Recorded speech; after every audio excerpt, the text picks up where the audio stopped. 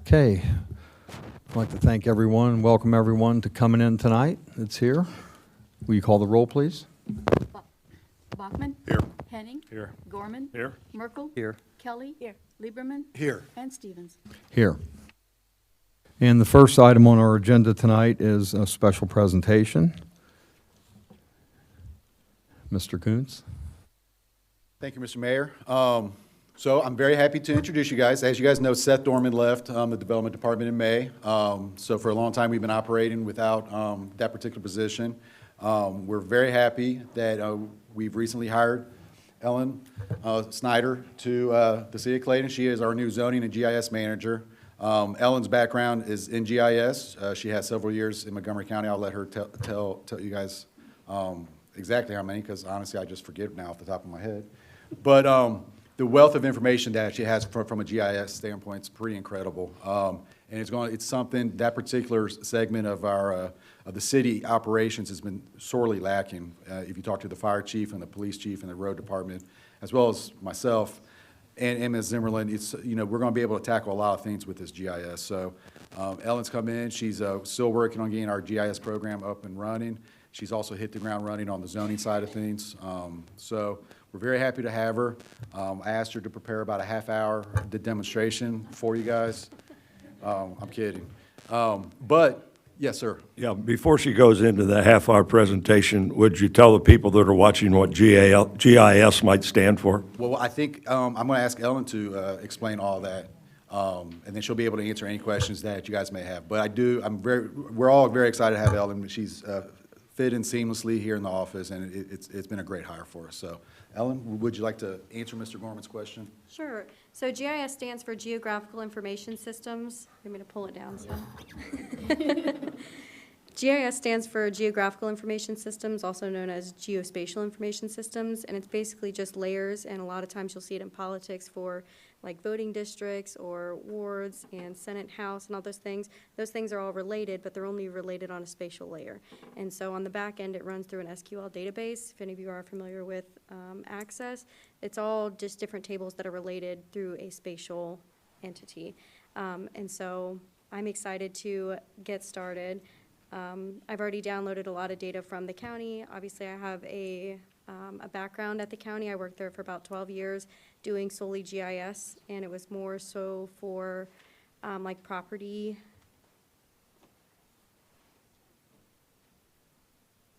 records, so like acreage and valuation and those kinds of things.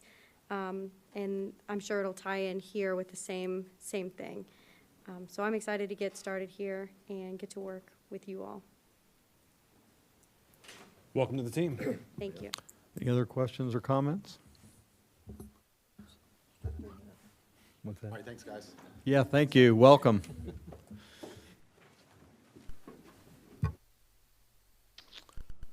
Okay, we'll move to the clerk's reports. First, you have before you the work session minutes of November 2nd, 2023. I'll move for approval. Second. Oh, I have to abstain. Sorry. I was thinking that. I'll second. Motion to approve the workshop minutes of November 2nd by Mr. Gorman, second by Mr. Bachman. And can we have a roll call? Bachman? Yes. Henning? Abstain. Gorman? Yes. Merkel? Yes. Kelly? Yes. Lieberman? Yes. And Stevens. Yes.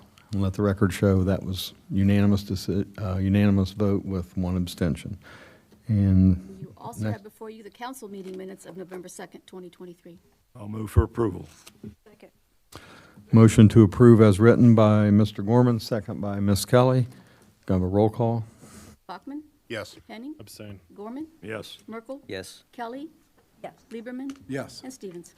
Yes, and let the record show that's unanimous also with one abstention. Okay, the next item is old business. Okay. We're going to amend do we need to make a motion on that? No, they're, Okay. it's already above. Okay. Yeah. So, it's not on my sheet that way, but, When we first mailed it out, it did not have it, and then we adjusted it, so well, that's okay. So we're going to amend it, and we're going to have any visitors' comments. Is there any visitors that want to make comments? Are we commenting on which ordinance? Any visitors' comments at all? If they have Anything comments at on all? the ordinance, it's anything on the Okay. agenda or anything else. Anything anyone wants to make comments on? Sorry, I have a comment I would like Staring to out make. there on that. For the last 6 or 8 meetings, we've changed the agenda to make the visitors' comments first. Why don't we make that a permanent part of the agenda? Well, it is. It's just habit to put it at the bottom. So usually, whenever we do it, if I don't catch it, Martinez or Barb doesn't catch it, it goes out, and then we have to amend it. So it's a clerical error that we'll do our best to stay on top of, because you're right, we shouldn't be. Not for 6 weeks or 8 meetings in a row, it hasn't been a clerical error now, Amanda. It has. It has been? Okay, Barbara? It's not Barb's fault. I mean, there are several people who look at it before it ever goes out, and. We'll blame it on Martinez. There we then. go. How that All be, right. yeah. okay, well, hearing none, we'll move on.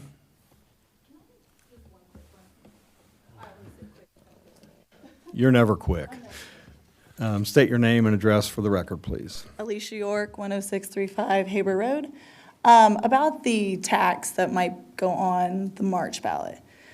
I know on the grapevine, there's been maybe, we'll put it back on for the city of Clayton. I've also heard on the grapevine, they might put the levy back on for the school. And I agree 100% with what Kuhn said. The community is based on the school. And so if we put both those increases on the on the ballot again in March, we may not be successful for the school or for the city. So it might be something you guys want to think about in general, of talking maybe to the school, the board, for both the city and for the school. Because obviously it didn't work last time. If it's both on there again, it's probably not going to work again. So that's my only comment. Yeah, those conversations are actually Okay. taking place. Good. I just want to make sure, because I know we want to all be successful. Thank you. Thank you. Anything else? Okay. We'll move on to old business. First ordinance is ordinance O-11-23-24, an ordinance approving amendment of the Clayton Codified Ordinances in order to add a new chapter 185 entitled Hotel Lodging Excise Tax. I'll move for approval. Second. Motion to approve as written by Mr. Gorman, second by Ms. Kelly. All in favor? Aye. All opposed? Okay, let the record show that's unanimous.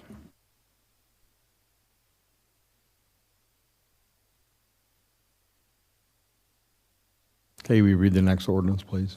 Ordinance O-11-23-25, an ordinance amending the city income tax code at Chapter 183 of the Clayton Codified Ordinances to adopt revisions mandated by Ohio House Bill 33. I'll move for approval. Second. Motion to approve as written by Mr. Gorman, second by Mr. Merkel. All in favor? Aye. All opposed?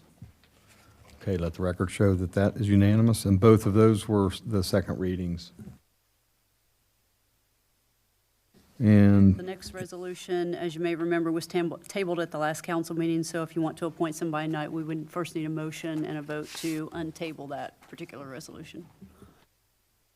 are we ready to appoint someone? I mean, if we can get a motion, I'd like to, Well, there's an opportunity to appoint 2 people now. So if you saw at the end of the resolutions that there's another open spot. So 2 people from this group have an opportunity to be appointed, just as an I'll FYI. move that we appoint Malia, We need to Jimenez. untable it Untable first. it first. You have to untable it first? Move to Okay, I untable. move we take it off the table then. Second. motion to remove the resolution from the table by Mr. Gorman, second by Mr. Merkel. All in favor? Aye. All opposed? Okay, and is there a motion to name 2 new members of the Parks Advisory Commission?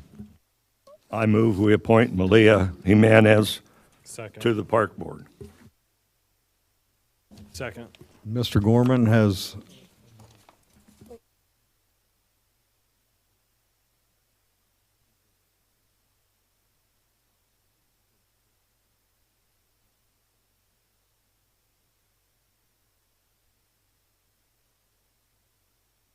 these are the same 4 people that we talked about before. I also know Malia, and I would think she'd be a good, Before we get into that, why Can I ask why we now have two? We had another member who had to move off for personal reasons. She was just too busy with work. Okay, Yeah. all right. Okay, so Malia's on the table. Is anyone have anything else to say about, I don't know the other candidates. I think I mentioned before that I believe Mr. Ron Johnson has put in his interest a couple times before, and his resume is really, really good too. So unless there's something, I you know. abstain because my daughter-in-law's in.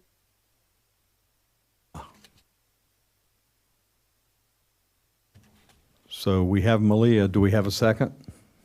I seconded it. I mean, do we have a second for a second nomination? We need to do we need to do this one first. Okay, And then so- we need a roll call, so So- Tina can abstain. So we have Malia. You want to do a roll call? Yes. Okay. Brendan?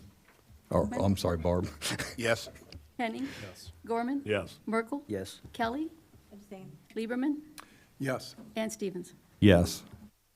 So Malia is one of our new members of our Parks Advisory Commission. And is there discussion on the other three? First, we need to go to the next ordinance. The Parks resolution's at the end of the agenda for the second one, because that came in late after we'd already done the agenda, so that resignation came in, so we had to add it to the end of the agenda. So we're going to new business? Okay. You know I'm not good at curveballs, you know. New business? Ordinance O-11-23-26, an ordinance approving amendments to Chapter 183, Income Tax Sections 183.012, 183.013, and 183.081 of the Administrative Code of the City of Clayton, Ohio, to provide for imposition of annual income tax rate of 2.5% per year on income and restoring a 100% credit for taxes paid by residents to other municipalities on such income on or after January 1st, 2025, when the city's income tax rate is increased to 2.5% for the purposes specified herein, and declaring an emergency. Any questions or comments on this? This is the income tax going back on the ballot. That's what this is. And the reason I put it on here is because we have to certify, as you know, to the Board of Elections by the 20th of December, whatever decision council decides to make. So we're working with a very tight timeline. It would generate the same, if should hit pass, the same amount of income that we had discussed previously. So it's up to council whether or not you want to place it on the ballot. I think that, Mr. Henning had brought up the idea of placing a police and fire levy on the ballot, that may go over better. But right now, there is some constraints with that, and if Martina wants to kind of walk through the process. Sure. So basically, with a police and fire levy, if you remember, in 2017, we adopted a police and fire levy, and that was adopted as a renewal for a continuing period of time, meaning we didn't have to come back every 5 years and renew it. So in order to replace that, we would have to basically put a replacement levy for an increase for a continuing period of time on the ballot. The process to do that requires two separate pieces of legislation. The first is a resolution.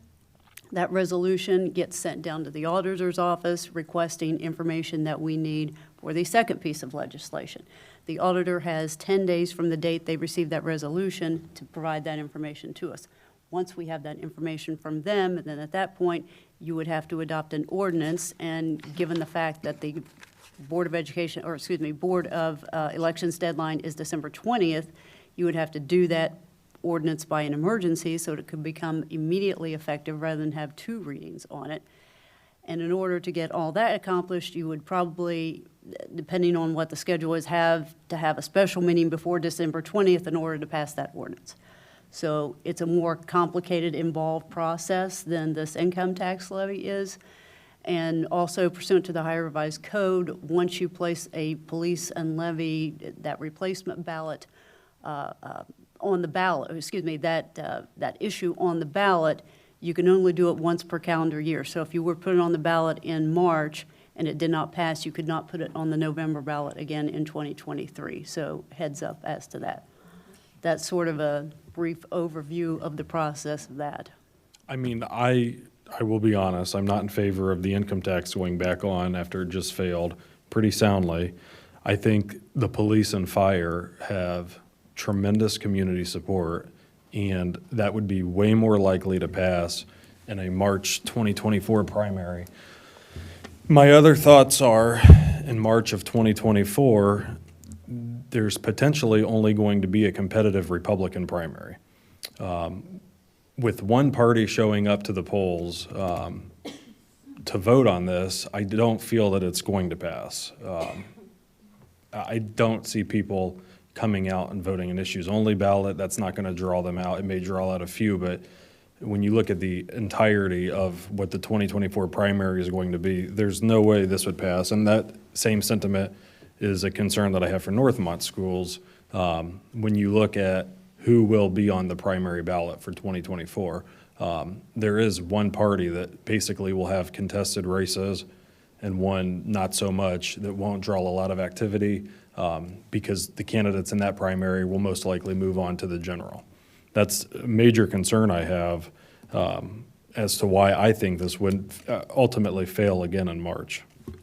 One thing I want to point out is with the police and fire levies, those are two separate 3.5 mils that we'd have to replace. So it'd be two levies you'd be putting on the ballot. It's not just one. Is there a way we could put it on the ballot to increase it to a percentage that stops us from having to supplement police and fire from the general fund? I mean, so I had Kevin give me some preliminary numbers. I mean, we're looking at about 8 mils is what we would have to put on the ballot to generate 3 million. And that's if it's an additional levy. That's not if it's a replacement. Kenny, in preparation for tonight's meeting, I was kind of looking at where we are on property taxes in Clayton, and we have some of the highest property taxes in Montgomery County. If we attempt to add to that up to 8 mil, is that what you're saying? I think that's a disaster waiting to happen. I would agree 8 mils would if Northmont couldn't pass a 5.9 mils. Yeah. One of the reasons that we shied away from doing that the last time with the last levy, and believe me, I've gotten that question many times, and it just comes down to the economics of it, the millage we would need to make it sustainable. And Northmont kind of shies away from an income tax levy because they leave that to the cities that's in the district. One more comment, too, I want to make on this, and I think I've said this before at this very meeting. I've taken a lot more heat since I've been the mayor over the credit, the tax credit, than all other issues combined. I mean, people do not like this, including me, because I have to pay income taxes to a lot of cities. And it's, like I said, it's not all about me taking the heat, but I'm just saying there's a lot of people out there that are upset with this. I agree with you, and, obviously, this has been an important topic with residents over the years, but we just saw what happened in this last election, which has me concerned, and you have to remember in March, it'll be an even smaller population going to vote, which has me even more concerned, with it being the exact same. I mean, if we were to change it and maybe reduce it by a little, maybe we could get some support for that, but just to keep it the exact same is not, in my opinion, smart at all. So, Kenny, I don't mean this personally. I hate to agree with Alicia, but I do think we should coordinate our efforts with what the school is doing. And I don't know what the school's doing. And I don't know that We had school a- knows what it's doing. I don't know if all you know, I'm the treasurer for the Citizens for Northmont. I'm the one that has my name on all the levy signs. We had a follow-up meeting last night, and from their indication, it's not going on in March. So, No. yeah, so if it is not, we may not win in March, but I think it's critical, because if we don't put it on in March, our next opportunity then would be in November. And you saw the projections. I mean, I think we owe it to the people of Clayton to put it on in March and perhaps explain it better, perhaps do a better effort among all of us, well, all of you, to get out there and explain to them why it's necessary. What was the appetite for maybe reducing it from 2.5 to 2.25? If you look at the numbers, all that's doing is kicking the can down the road a little bit, because then we'd have to increase it again later on. Yeah, I mean, if you're going to take the bite, you take the bite, and at least that's my feeling on it.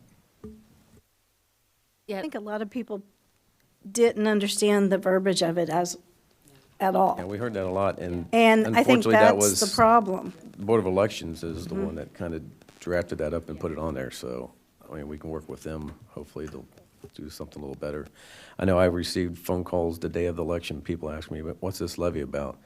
And again, it goes back to, you know, even with the school levy, getting the information out. We put all this information out, but people just, I don't know, they don't read it, they ignore it. It's not of interest to them at the time, or what? Because when we had newsletters, we had direct mailings, Facebook posts, you know, Twitter, our website, all that. You guys walked. Campaign. Yeah, all this information, and I got irate voicemails, why we didn't put signs out, you know, and we trying to sneak this through. I'm like, so we're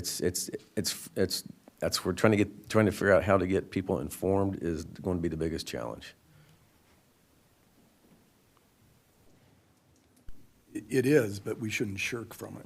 I mean, if we don't do it, if we don't try, then we can't come back. If it fails, we come back in November. But I don't protect, I mean, correct me if I'm wrong, Kevin, but I don't see Clayton's economic security getting any better in the future unless we eventually pass this. Yeah, we are essentially a service organization, so the only way to make cuts is you're cutting people. There's very little in the operations to cut. I just had a thought that I wasn't going to bring up on this until I had an opportunity to speak to one of our council people about it. But, excuse me, if you looked at the election results from last week, I think we have at least 1,300 people upset at us because of the plat up at Haber and Phillipsburg Union Road. And if there's something we could do after the first of the year, I think the vote would be 4-3, but it would be the other way around. And if we could get that off the ballot so that we don't have 1,300 people saying, I'm not going to vote for anything those want, and maybe we can get some of those 1,300 in favor of the levy instead of voting against it because of a plat that may happen and may not happen.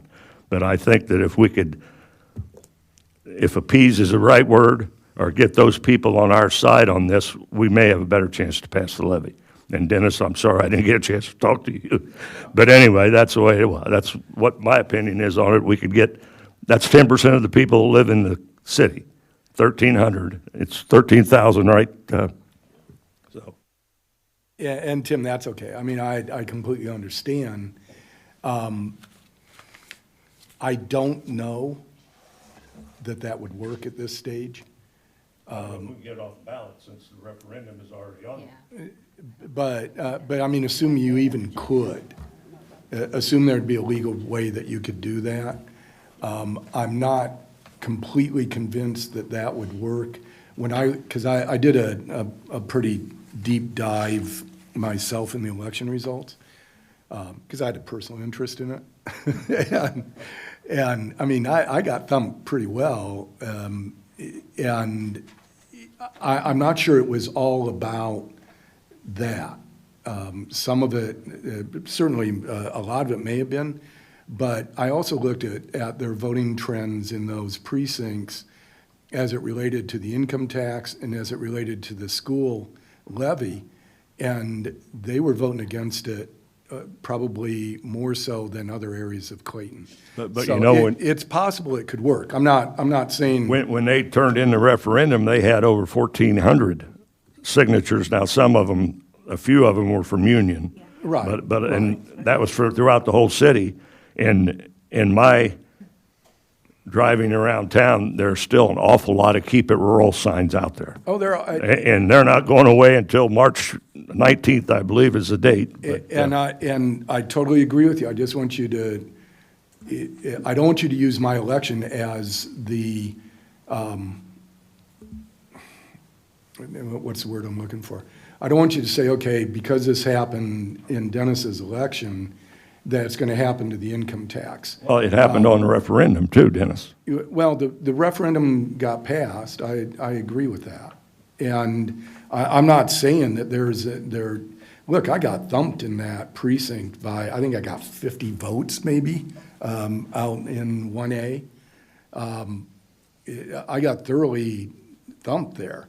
But I don't know that extends to all of Clayton.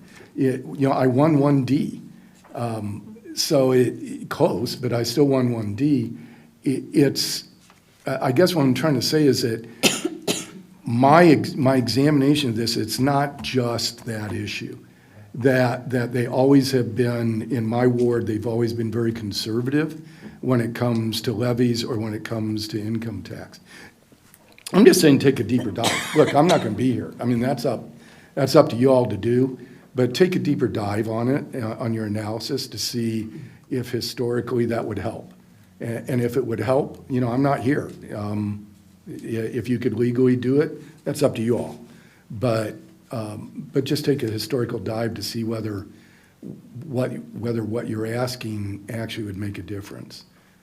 Because I'm not sure it would, is all I'm saying.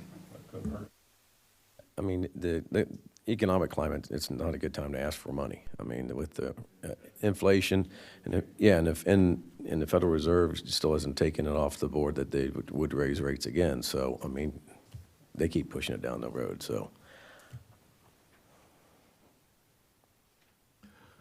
So what's the consensus on this ordinance? Or do we have one? Move for the emergency. Well, you're asking for comments. This wouldn't be collected until January of '25. So to me, it seems like, why are we rushing to put something on a ballot in March when essentially we have an opportunity to have a period of time to have a discussion to find out what direction might be best to go to meet the challenge? And I had said a comment about, doing a community survey. Surveys are only as good as the people that respond or don't respond. But, I mean, I think there'd be an adverse input or opinion from the standpoint of people thinking we're trying to ram this through again at this point. We're pushing it through as an emergency, and I think we're kind of, in my opinion, getting ahead of things, and we need to take a step back and assess how best to approach it. I mean, we need the money. We need to ask the resources to function. And it comes down to being either you have the resources, or you don't have the service, or you don't have the people. And I don't disagree with you. My only hesitation when opening it up to the general public about areas that we should cut or reduce service. Well, I'm not talking about having the public tell us what to cut. I'm saying from the standpoint, if they think we're trying to do things in behind closed doors and not informing them as far as what's going on, okay, fine. Come forward and let's have, tell us what you think. Tell us how do you think we're running the operation. Give us input as far as how you perceive the operation going. And an opportunity for Kevin to give information as far as how the numbers run in terms of paying for everything. What do you see paying for that isn't on the show front, but it's paid for behind the scenes, that is the infrastructure part that supports everything. People don't see the cost of a fire engine. All they see is the shiny truck driving down the road. They don't know how much it costs and how much it costs to run that. or the operational cost to keep it running every day. You know, the fuel costs, like leaf pickup. You know, if it's $11,000 to run leaf pickup every week, you know, people don't see that. I'm just saying, from the standpoint, you know, if people see where the money is going and why we're asking for it, it might be a better input as far as saying why. But also from the other standpoint, like Jack brought up as far as economic development, you know, if the city doesn't grow to have the infrastructure with the homes, the people, and the businesses and everything else to happen, then we're basically floundering. And, you know, this is kind of getting into the weeds from why I was asking you earlier when I said, you know, what's the potential outcome direction for the city per se it is not able to meet its financial obligations? What's that, you know, what dire points are we potentially looking at that we don't want to see approach, that the danger signs? You know, does the city dissolve? You know, I don't know. I mean, I can't find information. I mean, townships and villages can, you know, become that. What happens to a city? If a city can't meet its obligations, you know, it becomes, you know, taken over by the state. Then the state starts making mandated decisions as far as how we run, what we don't have. So, I mean, you know, that's a scare tactic, not so much wanting to be a scare tactic, but, you know, give it the brass tacks, you know, as far as where things are if we're not able to meet our financial obligations for paying for service and people. What do we get rid of? And, you know, I just think from the standpoint of pushing it through for a March ballot may not be wise, and it might be best to wait for later after we had an opportunity for people to have an opportunity to talk. Can I say, this is more of a question than it is an answer to what you're saying, Greg. There may be reasons why if we don't put it on in March and wait till November, that two things might happen. And I don't know the answer to this. One is the school might put theirs back on in November, and then we're back in the same situation we were before. The second is we may not be able to wait until November because if we, and I'm certainly not an expert in this, but if we wait until November and it passes in November, my understanding is that then it wouldn't be until actually 26 that we'd be able to. No, it would go into effect January 1st, 2025. So we would inform, you know, we'd send out notices to employers for withholding purposes, and the central collection agency would start making sure that they're collected in that behalf too, but yeah, Okay. it would be. So from that perspective, we could do it without creating any risk, with the exception that if it doesn't pass, then we have to go back in March or Yeah, then we're. November, and then it doesn't start again until the next year of '26. Okay. I'm going back on the school levy, just like was stated earlier. I think we try to coordinate a different date from that, and that would likely put us, in my opinion, it would be better to do it in March. So then what It happens is- if it fails it is- in March? Well, then we put it back, probably have to put it back on in November at that I point. would think But they'd at be least on we in have November. another shot, you I don't see know? the state changing funding, so they're. No, Yeah. I don't either. I mean, I'm obviously against this for the concerns I stated. And Right. I like what Greg was saying, maybe having 11 months to tell the story to the city as a whole, a city that can all vote in November of 2024 versus, I mean, it's literally going to be a competitive Republican primary and not a competitive Democratic primary. So we're going to be getting such a small percentage of voters that are they're not happy with the economy. They're not happy with anything right now. And we know how this is going to end in March, and then it's going to go back on in November anyways. And then we're going to have to be changing how we tell the story because it's, well, we tried in November and then we tried in March, now we're trying again, versus maybe taking, like Greg said, the next 11 months to tell the story as to why we need this and, you know, what our general budget will end at next year. and truly let the community know. So I would obviously be more in favor of that. I can't support this in March, putting the same exact thing on there that failed so bad. Well, the other thing I want to kind of mention here is, you talk about a small numbered primary. We already have the referendum vote coming on March ballot as well. So the opportunity to have two issues directly impacting the city showing up on the ballot right next to each other. So you're already visible signs out saying, keep it rural, which, a lot of angry people is from the standpoint of keep it rural. So then you try and put a tax issue on the ballot right next to that. What do you think the chances are? I think for the standpoint that people say no, as far as no to keep it rural, we're going to say no to for a tax levy. But So I people think aren't we're- even, you're right, people aren't even going to come out and vote an issues-only ballot, though. That's the other thing. They're not going to come out. Yeah, but the people who want to come out and vote because of that particular issue, they'll come out and vote on both items. And I just think we'll be shooting ourselves in the foot.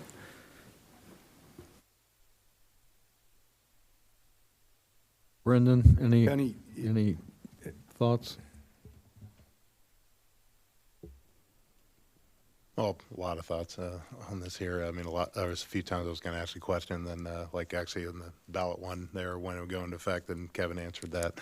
I mean, I look at, and Greg, this is a little bit of disagreeing with you here. We got out, and we're transparent. Information gets out. I don't know.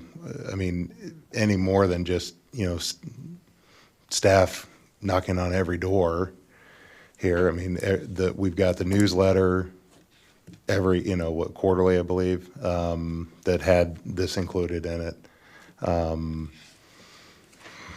I mean, it's one of those of thinking, well, how do we get this passed? I mean, what more do we do than this last time? We put it out there, and we weren't, putting out there of, this is fire and brimstone, dogs and cats will be living with each other. Hope everyone hope some people got the Ghostbusters reference I did right there. Yeah. But we put it out just with logic and the numbers, like, here's the numbers, here's the services that it does. It's just, I'm in favor of putting it back on March, really, to see how it does again. Because then maybe we have to do it again in November. Maybe we have to make some adjustments, and maybe it does come. And Dennis, I do agree with you in saying, if we adjust if we adjust some of the numbers, it is partially, kicking the can down the road, but it's an improvement at the time, and we might have to do that just for that time period here. I don't think, if we were to make an adjustment, I think a 0.25% probably, people wouldn't bat an eye at that. They're probably just going to see, 2 and go with that. And that's, a discussion to be later. I kind of look at this as, we just need to keep trying. And Kevin brought it up here, with things, right now, there's just some economic issues. It's facing the country, it's facing the area. Multiple levies in both local municipalities and schools failed. Centerville schools failed. When does that happen? It's kind of, and I don't know, I didn't dive deep into that there, if there was any particular reasons. Vandalia failed I think a local levy as well. So we're not immune to what's just going on here really in the country and in kind of the Dayton area. And in this situation, and I've had a lot of, just thinking about this as well, especially since last Tuesday. And really, I just kind of keep thinking, like, keep trying. And we do look at from a marketing standpoint of, here's how we did it the last time. What can we improve on? And I don't have answers for that now. Haven't done. I thought we marketed it very well the last time. But yeah, my opinion is, we know. I think we know that this is the right thing for the community. That's what we're elected for. here and what people's jobs are, we keep going for it. That's my 2 cents on it. Kenny, what I was about to ask you is, how we can do better in the public, and I'm not, you know, Ryan can probably agree with me on this. So we had a Chamber of Commerce event where this was there, Amanda was there representing Clayton of the income tax. Ryan and I were there in our election. And then there was also school board members there and Inglewood. It's something which you would think a lot of people would have come to attend. And I've been in politics long enough to know that at events like this, usually the candidates outweigh the public. And that's exactly what happened. I mean, what do you think, Ryan? There might have been 5 or 6 people that weren't associated with either campaign or one school board or something. I'll make one comment to what you're saying. Uh-huh. I agree with you wholeheartedly about a group, okay? I'll give you my experience. I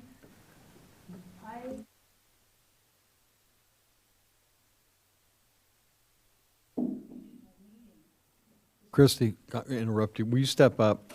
Yeah, sorry. Didn't mean to interrupt you there. So, I went to a meeting to gain some education, information on the school levy. And because I honestly did not understand how millage is applied and how the taxes, how I learned a lot in that meeting. And I became a champion for the group that was there. And anybody that I talked to, I said, you should vote yes for this. And I could intelligently talk about that levy. I think Clayton missed it. I thought that the information that was sent out was confusing to people. It was just the same thing over and over again. You've got to get out there, you've got to get a champion in an organization. Okay, like find the senior group, find someone that is in favor of it, and have them talk to people, sit down with them and explain it in their words. And not just the seniors, but the baseball group, You got to get people out there in those individual groups and get a champion and have them talk to people. And I think that would help. Make sure we get her number. I mean, I agree. The people that I walked and talked to, and as well as talking in our business, people did not understand the verbiage. And the language was so confusing, they didn't know how to vote. So I think we could possibly do better with the marketing and getting the word out and the verbiage, and maybe having sessions with different groups, just talking to people more, getting the word out. But I really feel like March is imperative for us, and especially if the school levy ballot doesn't go on. It's just my opinion.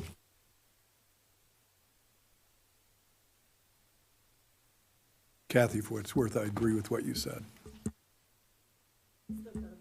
Yeah. I've had multiple people come talk to me about it, and I'm like, well, this is how I take it. Yeah. And they just want to hear it from somebody else where something's paper with these numbers. That doesn't make sense. And frankly, not to be too cynical, but most people, most electorate, don't even care until about the day before the election. And that's when they're going to the polls and they see it, some for the first time. And it's always been a challenge. It's always been a challenge, but it's one that you just have to keep working on.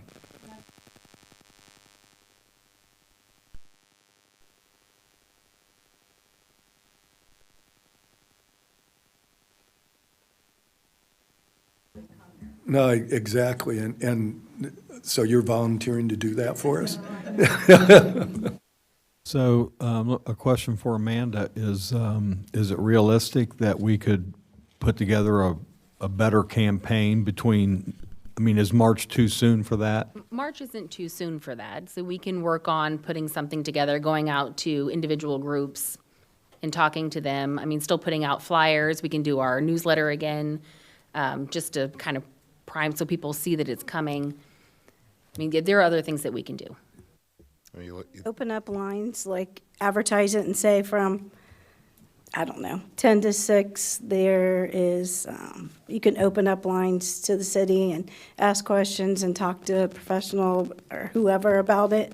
And then that way citizens can call in and ask questions, because if they don't understand it, I'm here they're every not day. going to vote Yeah. anyways. I mean, I don't know how many calls you took during the election period. I I took took about- maybe 2. I took about 4, I and received 2 phone calls the entire, and the worked with entire them time. to figure out where they worked at and see how it would affect them, yeah.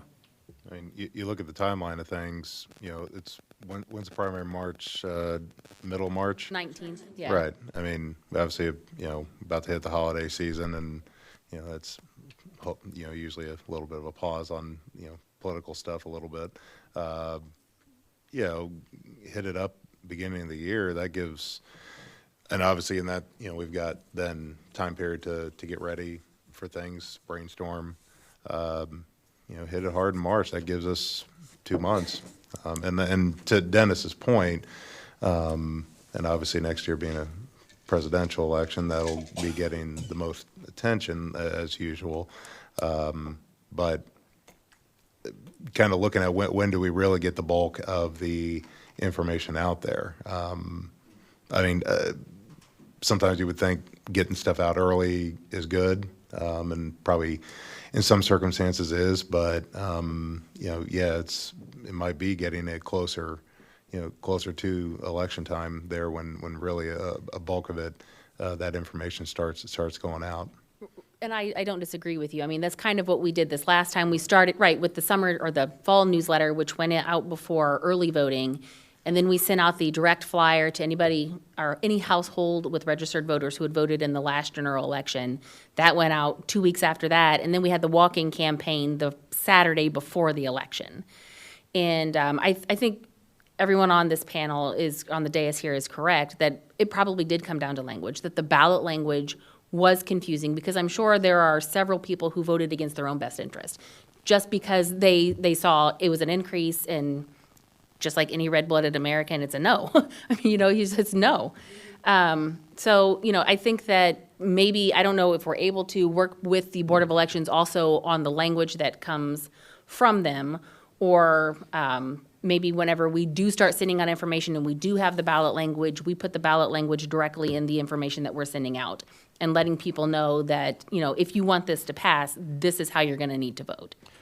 You know anything else about that, Kenny, as far as the language? Is that something we would have input on? I mean, that would come from the Ohio Department of Taxation. They have to, the language that's approved has to be okayed by the Ohio Department of Taxation for the levy to be implemented. Yeah, that's what I know. So I don't know, I mean, Martina could work with the director and deputy director down at the Board of Elections to see how if any, it could be changed. Okay, is there anything else? So we did in the last legislation that you put on the ballot for November. The legislation you passed for that, I think that was July or August, if I remember correctly. Yeah, July. We had the proposed ballot language in that legislation. Sent it to the Board of Elections. The Board of Elections changed it and sent it back. That's the language from the BOE that's in your legislation tonight, okay? So So then it won't be able to be changed because that's what the because state that's told what's them in to here, use. yeah. Okay. That's what we got back from the BOE. So I'm going to say there's probably little chance we're going to be able to change that language. Do you know anybody at the Secretary of State that might be able to look at this, Kenny? Yeah, unfortunately, it's, not our office. It's in the Ohio Department of Taxation.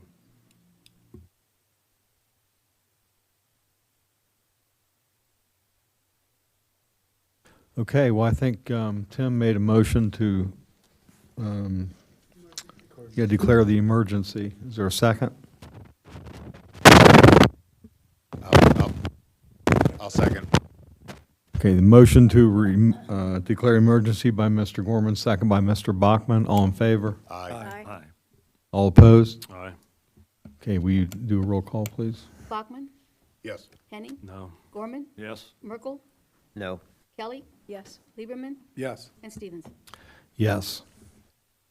The emergency has been declared. Is there a motion to accept the ordinance as written? I'll move for the approval of the ordinance. Second.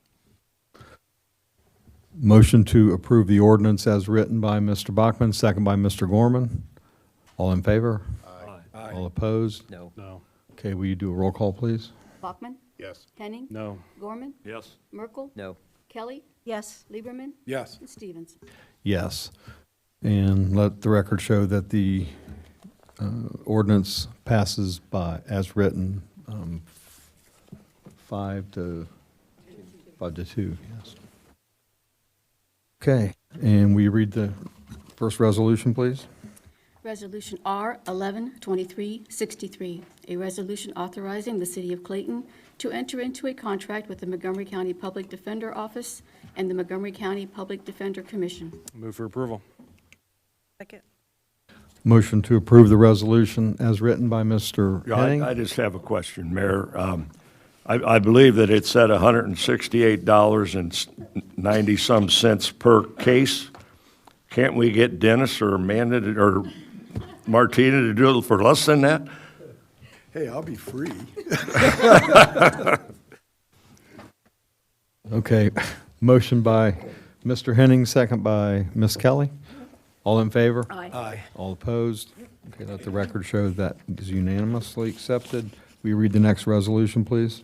Resolution R 112364, a resolution authorizing and directing the Board of Elections of the Montgomery County to conduct an election of the electors in the city of Clayton, Ohio, at the primary election to be held on March 19th, 2024, on the question, shall ordinance number O 112326, adopted by the Council of the City of Clayton, Ohio, providing on January 1st, 2025, for an additional 1% levy on income to a total rate of 2.5%, with funds generated by the 2.5% income tax to be appropriated solely for the purpose of general municipal operations and functions, and providing for the restoration of the 100% income tax credit be passed. Okay, I think we've already had the discussion. Is there anything else anyone wants to say on this? I'll move for approval. Second. Motion to approve the resolution as written by Mr. Gorman, second by Mr. Bachman. All in favor? Aye. All opposed? No. Will you roll call, please? Bachman? Yes. Henning? No. Gorman? Yes. Merkel? No. Kelly? Yes. Lieberman? Yes. And Stevens. Yes. And let the record show that the resolution passed by a score of 5 to 2. And will you read the third resolution, please? Resolution R 112365, a resolution authorizing the finance director to request the county auditor to make advance payments into the Clayton account. Mr. Schweitzer? Come to you annually to do this. This way, as payments are collected by the county treasurer, we get advances on those property taxes to help with cash flow throughout the year. I'll move for approval. Second. Motion to approve the resolution as written by Mr. Gorman, second by Mr. Merkel. All in favor? Aye. All opposed? Okay, let the record show that that passed unanimously. And on the, will you read the fourth resolution, please? Resolution R 112366, a resolution appointing a member to the Parks Advisory Commission. Okay, is there any discussion on this? I'll nominate Shelby Spain, not because she's Tina's daughter-in-law, but I think we need some youth on, no offense, Earl, but but I don't think it would hurt to get some younger people on our Parks Commission, just to add a little bit of different sense of things so that what might be attractive to some of the younger people. I mean, I think our Parks Commission is great, and I think we would do well by any of the people that we've been given, but for that reason, I'd nominate her. Second. Is there any other discussion on this? I mean, I hate to have zero to say about the other three folks, but I don't know, any of them. To be honest with you, when you look at the other resumes, no offense to Shelby or no offense to the others, we will have vacancies on other committees. I think when you look at their backgrounds, they may be better suited for another committee. And that's just kind of my 2 cents. I mean, I think the other two are very qualified for the Parks Committee, but if we have a vacancy on another one, I would be more than glad to maybe, if you could share with them, Amanda, like, we're keeping their resumes for an opening on whatever else. Okay, so Shelby has been properly motioned and seconded. You'll need a roll call vote, so Ms. Kelly can abstain again. No roll call, please. Bachman? Yes. Henning? Gorman? Yes. Merkel? Yes. Kelly? Abstain. Lieberman? Yes. And Stevens. Yes. So let the record show that that's unanimous with one abstention, so.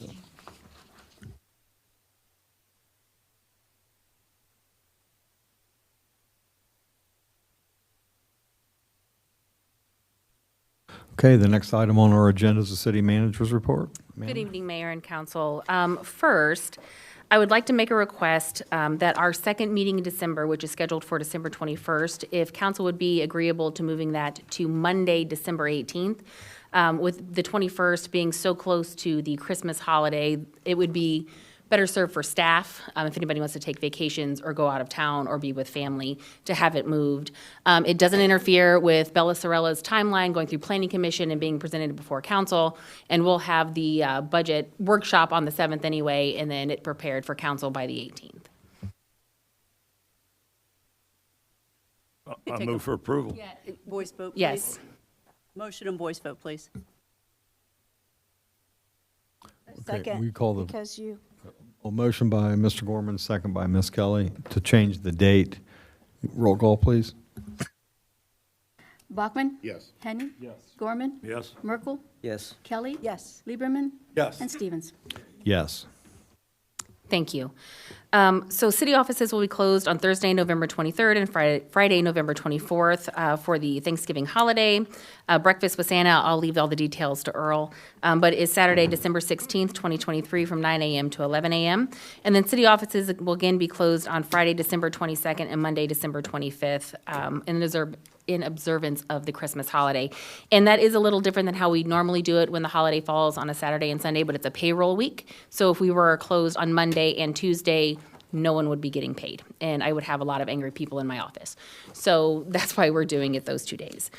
And now we'll get to the meat. I know of what all of you want to talk about, which is the income tax issue again, and the items that we were looking at removing from the budget. So we'll go into more depth on this next week, or our next meeting on the 7th when we have the actual budget presentation. But when the levy didn't pass, we started with the CIP budget because, one, it has its own funding. It gets 1/3 of the income tax as it is now. And the goal was to reduce all transfers going into the CIP. So it was about $1.3 million that we had to cut from the CIP budget. So if you'll recall, the dump trucks, or the trucks that we approved for the Public Service Department, those came out for next year. The medic came out for next year. Road projects came out for next year. And then there were some smaller items, it's not small, but every year we budget $100,000 for Meadowbrook maintenance for things that are needed there, and $50,000 for things that are needed on the golf course. Both of those got cut. The only thing that was left in there for Meadowbrook is $80,000 to complete the roof project that council had already approved, that we are already obligated to complete. And then there are all of the new items that were input were all removed. So nothing new. So it's basically maintaining what we have right now is what's happening. And then we went back to staff, because they had all submitted their budgets already, and said, you have to take things out that aren't essential. So staff went through and did that. We're looking at, we have an officer who is leaving. We are pulling one of the SROs out of the school to fill that slot. And that's about $100,000 savings by not hiring a new officer. Still having coverage on the road, but not bringing in a new person.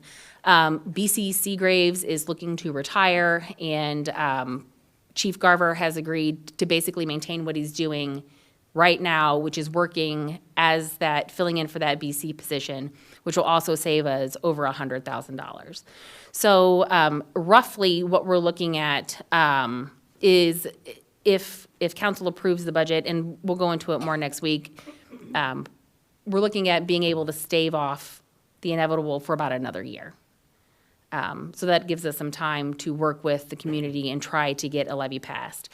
We were looking at cutting the leafing program. Like I said, that's $10,000, to make math easy, $10,000 a week. So, around $70,000 right there just collecting leaves. And snow operations are about the same. And it really, it depends on how much snow we get, but it's about the same. So there are things that we are looking at, things that we're doing. I'll have all of staff here for each department at the next meeting so we can kind of go in depth at the work session on items that are going. We're looking at cutting all outreach programs. So Breakfast with Santa won't be happening next year. We're looking at cutting the lunch and learns, all of those things that are nice to have, the fluffy things, the things that make economic development, makes people want to be here, the placemaking, those things are going to have to come on a pause. We left $50,000 in the CIP budget for park maintenance, so no new park projects. Luckily, we've done a lot of work in the parks, so they're sitting relatively nice right now, but left only $50,000 in the parks.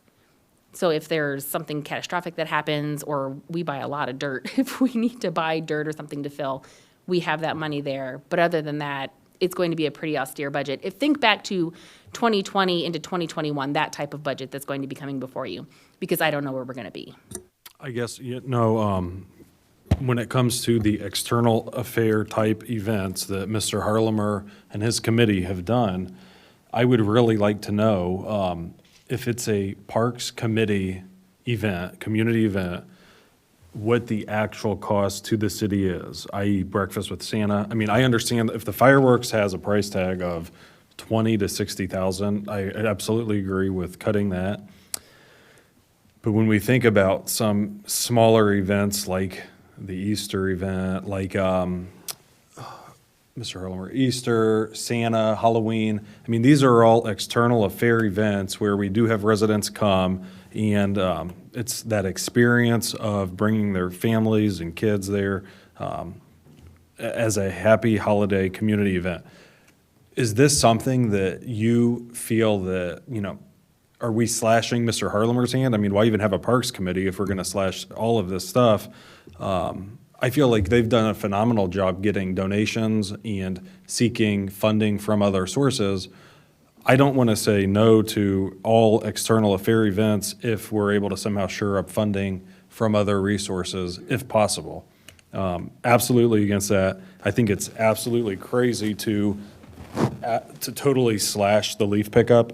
I think the residents will be in a complete uproar and take it out on especially the at-large members in 2 years. I've driven through Valley Brook. The leaf piles are as high as the dais. There's no way a lot of these residents that are so used to putting them on the streets are going to bag them themselves. I think that's an absolute mistake. I think maybe slashing it to one pickup versus two, instead of giving them the option, maybe delaying it to make it later. I think that would be acceptable, and just making it known in the newsletter. But just to totally slash it is absolutely foolish, and it will be taken out on the at-large members because the people will be so upset about that. Road repair, obviously, we have to limit what we're doing with that. And then what you stated about the SRO, I mean, obviously, school safety is extremely important to all of us. We'll always agree on that. If we can somehow keep an officer, like maybe in Ward 1, still close to the school, so he can have interactions with the kids. I also know that the students appreciate and seeing a presence. So if he or she can't be there at all times, maybe still having a presence, having some familiarity with students. I think there's a lot of value in that that parents and residents appreciate. So those are my thoughts, because I won't be here at the next meeting. A couple things I just wanted you all to think about as I've been looking at the email that was sent to us with these potential budget cuts. Kenny, just one observation. All that could be avoided if they voted for the Agree. income tax. We aren't talking about I mean, the isn't entire- that the message that we're trying to give them, that government's not free. I mean, it costs money, and to do these kinds of things, costs money. Absolutely agree. But also, it's not the entire electorate that will be participating in March. It's such a small percentage.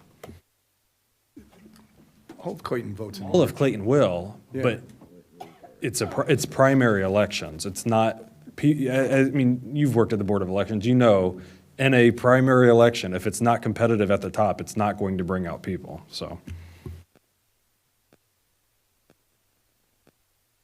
Change the subject just a little bit. At the presentation, Kevin and Amanda, what I would be interested in looking at would be the projections going forward. The income tax does not pass. Then what are we going to have to cut to survive as a city in the next couple of years? And are these going to be sufficient? We'll say, That I kind of can thing. tell you if it doesn't pass, what we're gonna end up cutting, because as Kevin mentioned, we're a service-based city, we're cutting people. Amanda, do you feel that your budget for the levy will be comparable to what you spent this past one? For mailed materials and things like that, yes. Now, if you're talking, I mean, I'm salaried, so I could work 50 hours in a day. If there were 50 hours in a day, I'd get paid the same. So if you're talking about staff hours, yeah, it's probably going to be about the same. And those resources will only go towards the city promoting the income tax? Yes.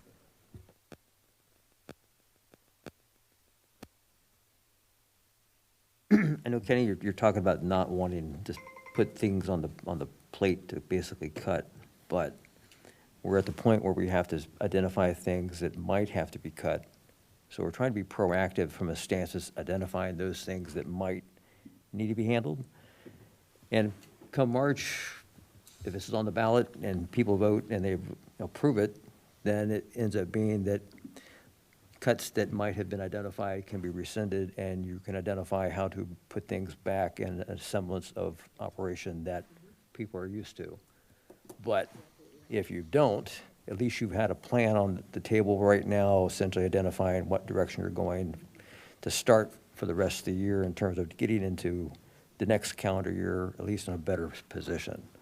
So it's not saying that, cutting a medic, cutting an engine, it's like, now you're talking about public safety aspects, that's gonna rub people the wrong way. And, not that you wanna cut those things, but, these are big ticket items that if you're trying to make a cut somewhere, what do you do? Yeah, and I agree with you. And, there's gonna be other things people are gonna say, why don't you cut this instead? And it's like, okay, well, fine, how would that work? Cutting everything or cutting something specific, doesn't work unless you can actually come up with a way of making it pay for itself. Cut is a cut is a cut, but, what's gonna be the outcome? Yeah, no, I agree with you.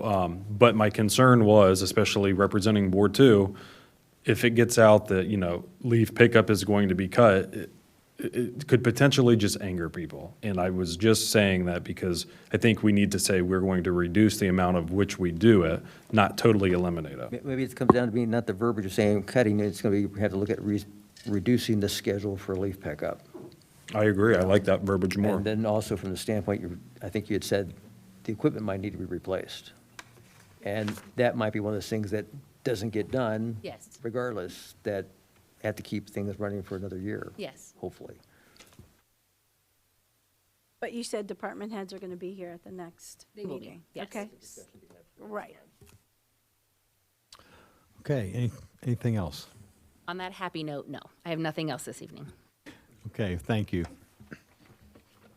So we'll move to council comments. Mr. Bachman, we'll start with you. Good evening, everyone. First, Ms. Snyder, welcome. Looking forward to getting to meet you, and heard a lot of good things already about you, and looking forward to using your skill set here in the city. I know a lot of this meeting, probably a majority of the time was a little bit of a kind of doom and gloom. The meeting obviously started well, and that's a reality of things, of the wins that we've been having over quite a time period here over the last eight years, 10 years. You know, and maybe some of those things have a pause, but I think that really is a testament to, you know, our whole staff, you know, the council that supported a lot of it. Jack, who's, you know, spearheaded so much of that. Probably feels good for you to put those wins up there. I know at times you get some, you know, unfair treatment, but that's the truth of things, and that shows that, you know, your skill set and your commitment here has definitely paid off in the whole time you've been here. Those wins that we're seeing right now, you know, a lot of that stuff takes a long time. You know, that's some of those things started even before you were here, but a lot of them you can say started when, you know, when you were here beginning, you know, 8 years ago or so. You know, a city, you know, of this size, and a community like this, yeah, we don't have the resources to put in, you know, multi-millions of dollars into some certain things. Yeah, some things are maybe going to have to get paused, but I think there's also hopefulness in, you know, what we control, some changes in some things. You know, I saw some property change near me.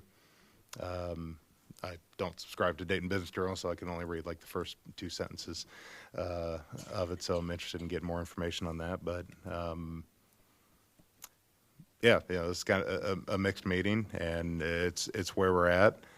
Some uncomfortable conversations and decisions are coming up, but we're not, like I said earlier, that's a lot of city councils to, you know, and township trustees and things around the country, county commissioners, and things like that. A lot are going to have to making these decisions for a time period, and, you know, I'm confident in us. We've, you know, this community's, I've lived here practically my whole life, so it's had time periods where, you know, school failed to pass some levies for a time period. You know, eventually either.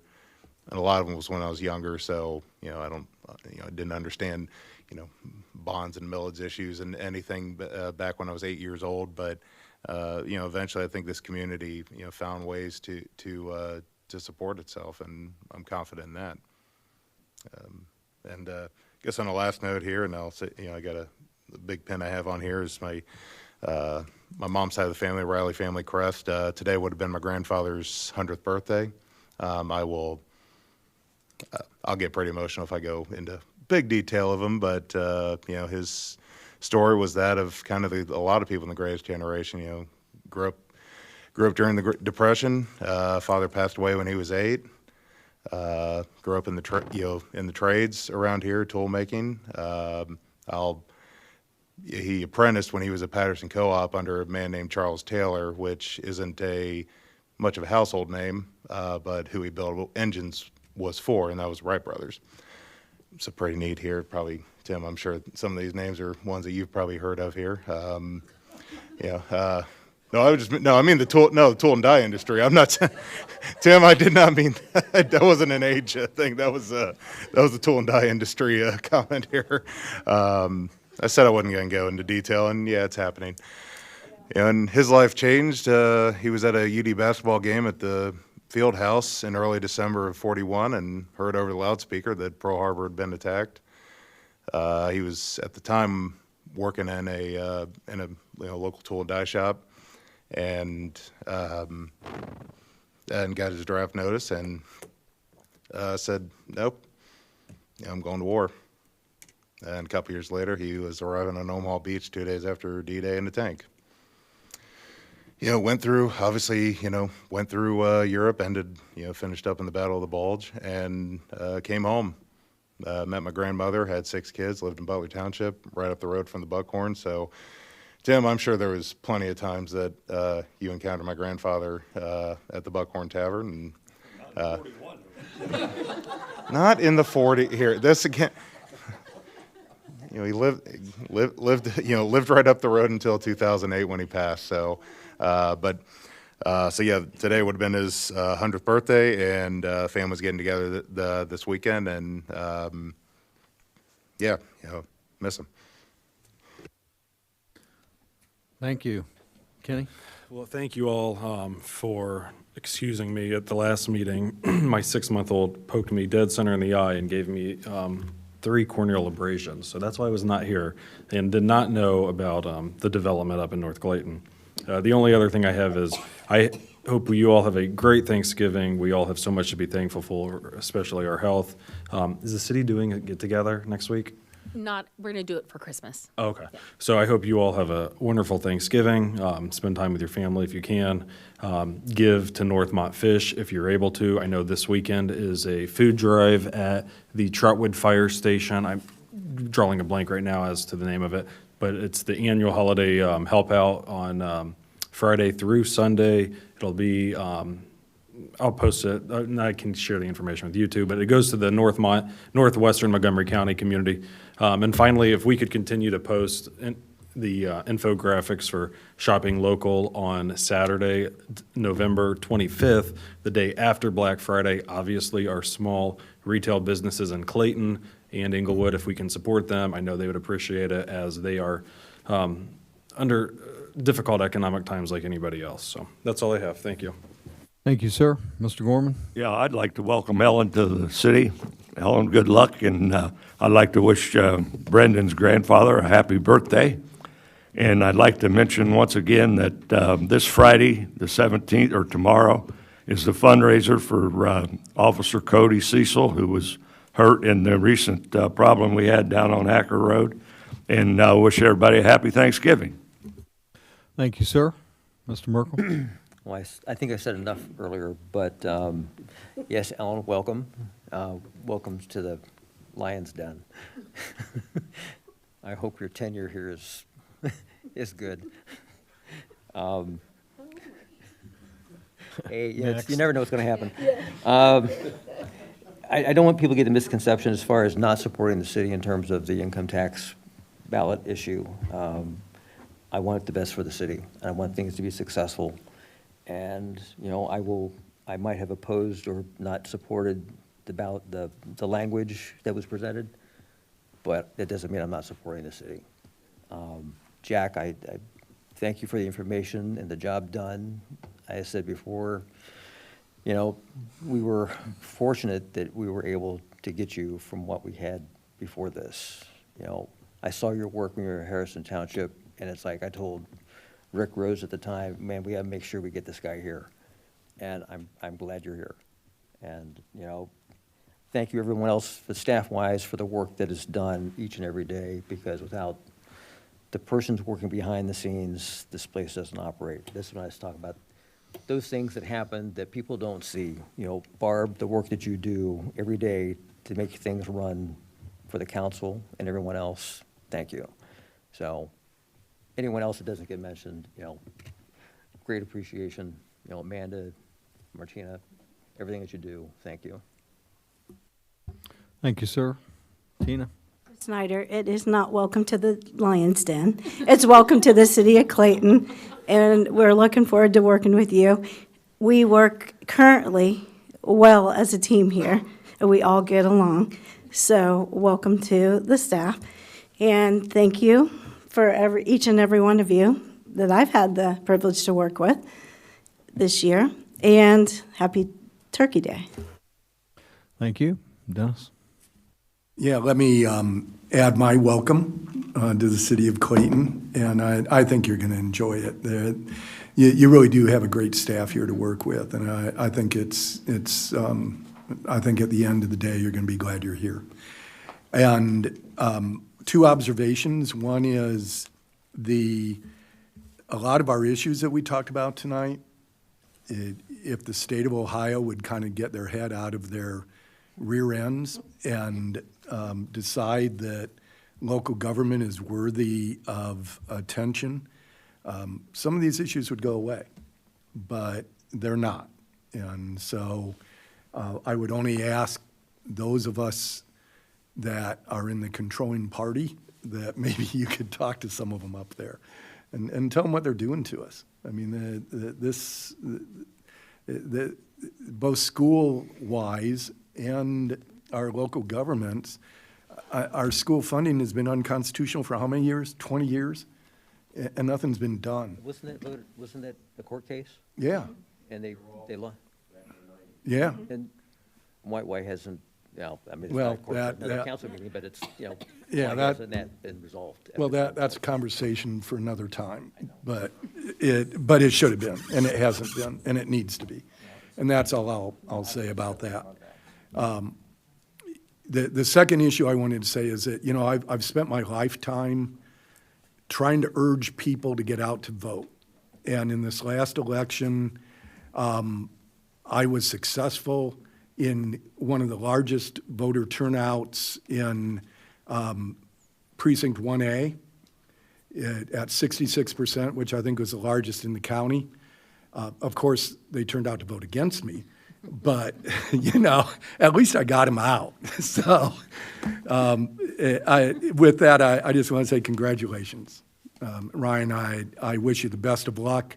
I'm going to tell you this, you have a lot of really good people here. Listen to what they have to say. Now, listen doesn't mean agree, and we had that debate during our our campaign. But listen to what they have to say, because they are really, really good. I've worked in a number of different boards throughout my life, and I've worked with a lot of different staff throughout my life. This is some of the best I've ever worked with. And the collegial attitude that we have with each other on council, it's not a bad thing. It's a good thing, because we don't have to sit here and physically assault each other to get things done and to make our points. We can disagree and still at the end of the day go home and know that we're friends. And I'm sure you'll fit in well, and good luck. Thank you, sir. I got a couple notes I made here. First, I want to apologize to everyone for coming in late, especially Jack. I was sitting at home watching TV, waiting, getting ready to come to the meeting at 7:30, and I don't know how it got off my calendar, but it did. So anyway, I apologize for that. I want to say welcome to Ellen. I hope you have a great tenure here. I'm sure you will. You're joining a great team, and I think you know that already. You've been here for a couple of weeks, three weeks or so. Okay, so we're so happy to have you, and good luck. And if you need anything from myself or any of these folks up here, speak up. And we want to try to make that team effort, make sure we're all doing the right thing for the city. I want to say congratulations to Lily Zimmerlin. Yeah, she got an award today. She's the Penn Station Athlete of the Month. Is that right? Yep. Yeah, so good for her. Yeah, congratulations to her. I want to say thanks to Jack for the presentation. You really have hit a lot of home runs. I mean, I'm impatient like everyone else on this stuff, but this development takes a long time. And I'm coming around to accept that a little bit more, but in the last, in my time here with the city, we've done a lot of things, and we're doing a lot of things now, so appreciate you and all the staff. I want to say congratulations to Shelby and Malia coming onto the Parks Advisory Board. I think they'll enjoy that. That's a good committee to start with. And last, I want to say congratulations to Mr. Farmer also. You ran a good campaign, you won the election, and hopefully, we'll get you up to speed. And I think I know you've already done homework on everything, and hopefully we'll get set up a schedule to where you can, talk to everybody and get to know everybody. And I think, hopefully you'll get a good feel for what we're trying to do here. And we look forward to your input. It's a new voice. The last new voice that came on was Brendan, and he's been a valuable asset, and we know you will be too. So we appreciate your efforts and look forward to working with you. So, okay, and you'll be sworn in on the first meeting in January. So, okay, is there a motion to adjourn? I'm sorry. Oh, I'm sorry. We have the I need move for a brief executive session. Second. pursuant to Ohio Revised Code 121.22G4, which is to discuss labor negotiations with respect to terms and conditions and compensation of public employees. Whatever she said. Okay, motion to go into executive session by Mr. Gorman, second by Mr. Henning. I have a voice vote, please. Bachman? Yes. Henning? Yes. Gorman? Yes. Merkel? Yes. Kelly? Yes. Lieberman? Yes. And Stevens? Yes. Okay, we're going into executive session, and we want to thank everyone for coming in today.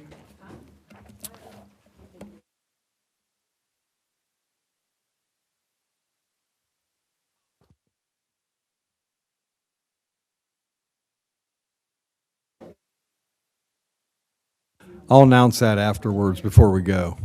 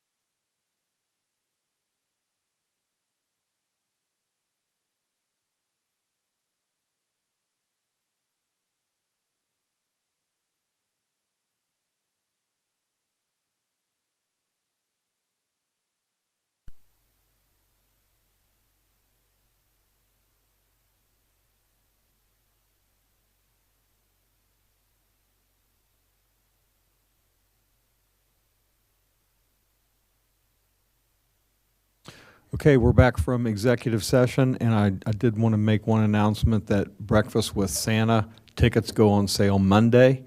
We're limited to 200 tickets, so come early here at the Government Center, 8 o'clock? Not, 8 a.m. The tickets go on sale, so we'll see you there. So is there a motion to I move to adjourn. adjourn? Okay. Motion to adjourn by Mr. Gorman, second by Mr. Henning. All in favor? Aye. All opposed? Okay, thank you all. Good